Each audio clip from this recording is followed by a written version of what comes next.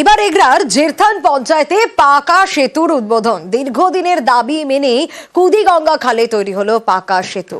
কত টাকা ব্যয়? 1,33,00,000 টাকা ব্যয়ে ব্রিজ নির্মাণ শুরু হয়ে গেছে। আর 4 থেকে 5 মাস তারপরেই কাজ শেষ হয়ে যাবে, এমনটাই ঠিকাদার সংস্থার তরফ থেকে আশ্বাস পাওয়া যাচ্ছে। পঙ্কজ রয়েছে আমার সঙ্গে। পঙ্কজ, বাঁশের সাঁকোর বদলে পাকা সেতু পাচ্ছে এলাকাবাসী। স্বাভাবিকভাবেই তো তারা স্বস্তিতে এবং খুশিতে। একেবারে শুনে খুশি সকলেই, কিন্তু যেখানে এই সাঁকো আগে দীর্ঘ প্রায় 40 বছর ধরে এই কুদিগঙ্গা যে রয়েছে, কুদিগঙ্গা যে খাল রয়েছে, সেই খালের উপরে দিয়ে তারা কিন্তু যাতায়াত করতো জীবনের ঝুঁকি নিয়ে। সেক্ষেত্রে 40 বছর পরে তারা বিভিন্ন রকমের সংস্থা, যেখানে প্রশাসনিক আধিকারিককে জানানোর পরে অবশেষে 1,33,00,000 টাকার বাজেটে যেখানে কংক্রিটের সেতু হচ্ছে, সেক্ষেত্রে প্রায় 7টি গ্রাম এর মানুষ তারা কিন্তু ধন্যবাদ জানিয়েছে এবং খুশি হয়েছে। যেখানে পুরো এলাকার মানুষ সরকারকে ধন্যবাদ জানিয়েছেন এবং তারা প্রশাসনিক আধিকারিককেও ধন্যবাদ জানিয়েছেন।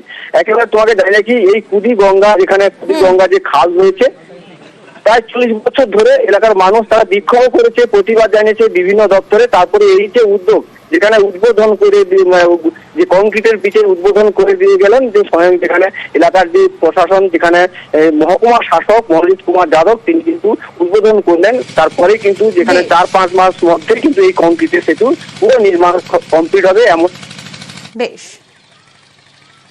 প্রচণ্ড কষ্ট দিয়ে সবাই যেত, 6-7টা গ্রাম পার হতো। এই জন্য নতুন ব্রিজ হচ্ছে, আমাদের খুব আনন্দ।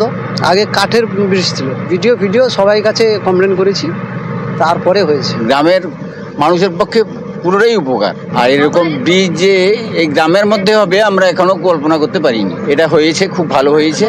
জায়গা থেকে অভিযোগ পেয়েছিলাম। 7টা এস্টিমেট প্রজেক্ট স্যাংশন হয়ে গেছে, ওটা তাড়াতাড়ি শেষ করছি।